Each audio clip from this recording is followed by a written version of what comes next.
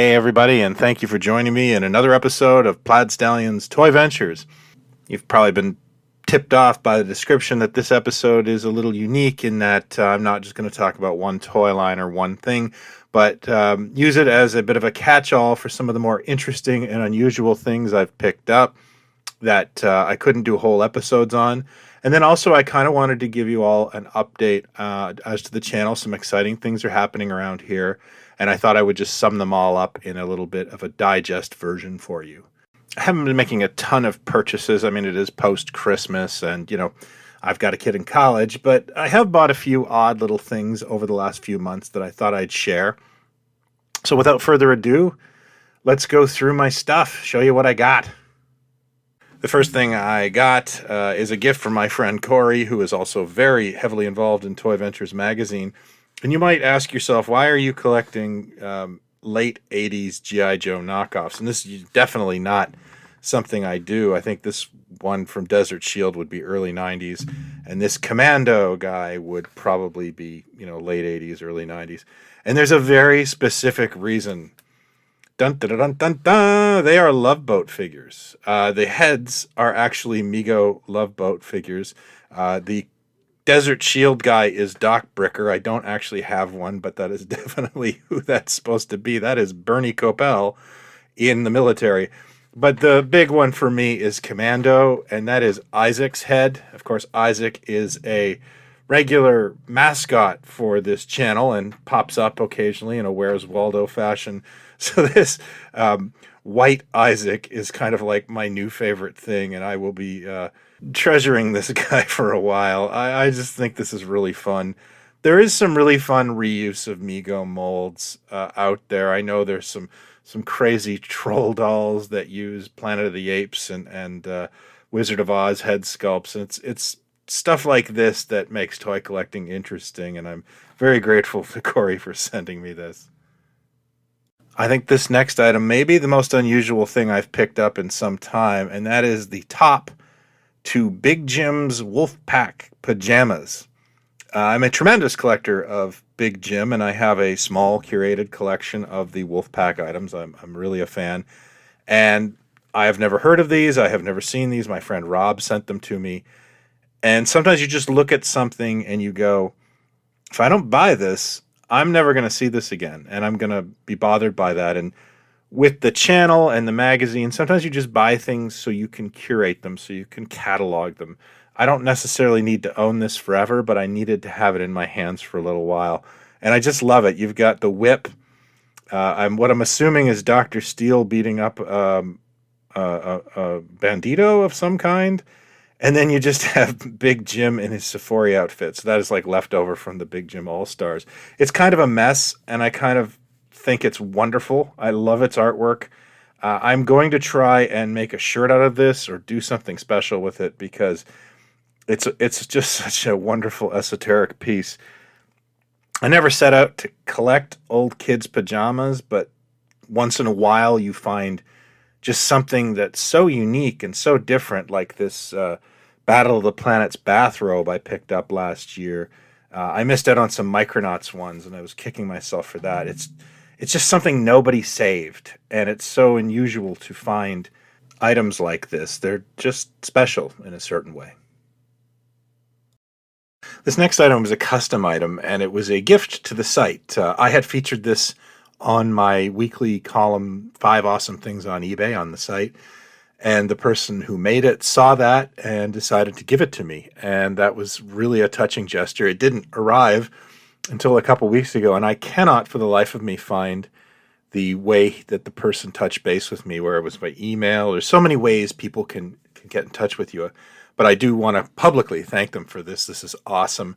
I love custom parachute figures. I've made a few myself, but this one was so well done. It's Aquaman, or Aquaman, as I like to say, and that's one of my favorite superheroes. And the absurdity of Aquaman parachuting anywhere is awesome, and I really love this, and it's going right in my collection wall.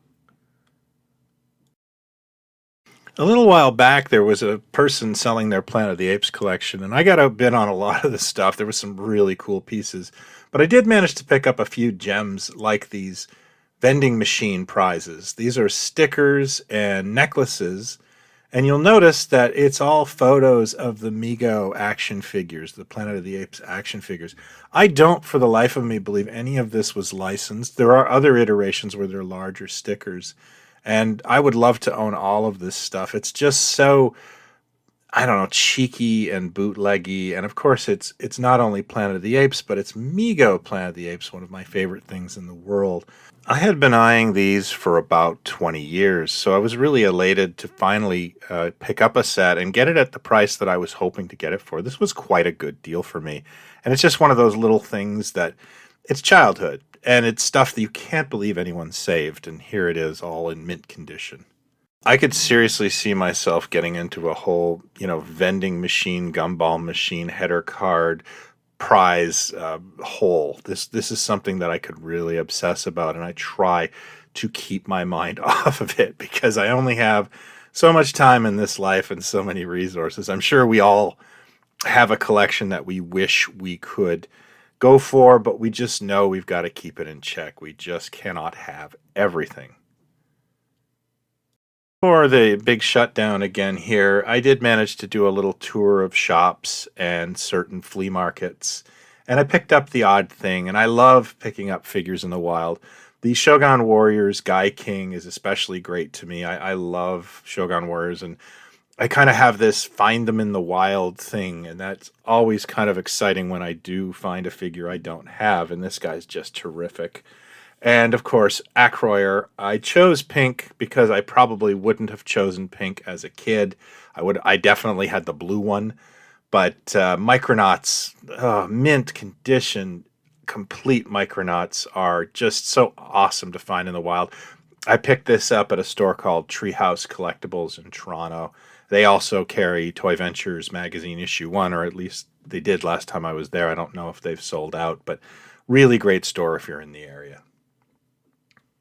One of my happiest finds of 2020 was this 1979 Consumers Distributing catalog. Consumers Distributing is a Canadian chain, and it has a special connection to me because my grandmother would never throw these away. So when I went to her house, I could look at Star Wars toys in high school, and I really enjoyed that. So it's one of those things. Now, anything post 1978 is usually prohibitively expensive because Star Wars, and it's mainly one of the reasons that I don't own a lot of the late 70s versions of this. So I was lucky enough to see a buy it now, and I bought it now, and it's just fantastic. It's full of amazing stuff, and I'm slowly sharing it on the Plaid Stallions website. The scanner I've been using for the last 15 years no longer works on this operating system that I've upgraded to, so I've had some issues, but I am working on it, and you will be seeing lots from this catalog on plaidstallions.com. So I just wanted to use the last part of this video to give you an update on where things are going and how things have been going. First of all, Toy Ventures magazine has done extremely well. This last couple of weeks, we've seen a whole bunch of new retailers in Kansas and Colorado, and we even got a new store in Japan called Astro Zombies, which is just a killer name and a great store. And I'm including some photos from all these shops. We have had tremendous response to issue 2, and I did an inventory of issue 1 last night, and I am 2/3 sold out of that publication, which blows my mind because I do not have a major distributor yet. I've done all of this through me and my wife. We've done an amazing PR tour this past week.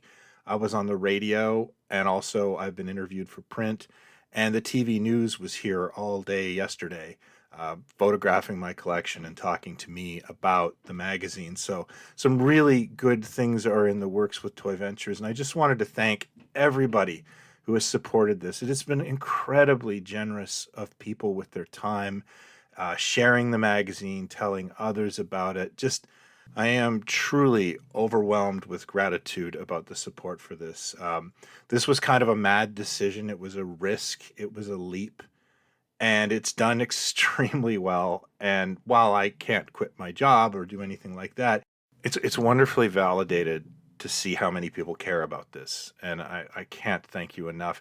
And I have possibly some really excellent news coming forward about Toy Ventures and its growth that will be exciting. Fingers crossed. On another note, you may have noticed that Nacelle Company, the people that produce the Netflix series The Toys That Made Us, have announced a publishing division, and I'm very happy to tell you that I am part of that, and my book, Rack Toys, Cheap Crazed Playthings, will be coming out in a revised edition. There's a little bit extra content, and there's some words by Brian Volk-Weiss of Nacelle Publishing. I cannot tell you how honored I am to be part of this. And I know a lot of people have asked me over the years since it's been out of print how to get a copy of Rack Toys. Well, very soon, very, very soon, I'll be able to tell you how to buy it. I am personally not going to be selling copies of it. It will all be done through my new publishers, but I will very happily point the way and make sure you get a copy if you want one. I hope you've enjoyed this episode. I know it's a bit of a departure, but I thought I'd have a little fun with it. Also, I just want to thank you for indulging me in talking about things that are going on here. There's a lot of negative news out there, and I just thought I'd share some things going right for a change. And not everything in my life is going great, but I will say that this part of it, doing videos and making magazines, that's what I get up in the morning and look forward to doing. So I really appreciate all the great feedback, all the participation, all the sharing. It's really fantastic. This is really what I believe a hobby and toy collecting should be, is fun and sharing with others. So thank you for that, and thanks as always for watching. If you're new to this, I hope you'll consider hitting like and subscribe. I do this every week. Until next time, be well and talk toys, not others. See ya.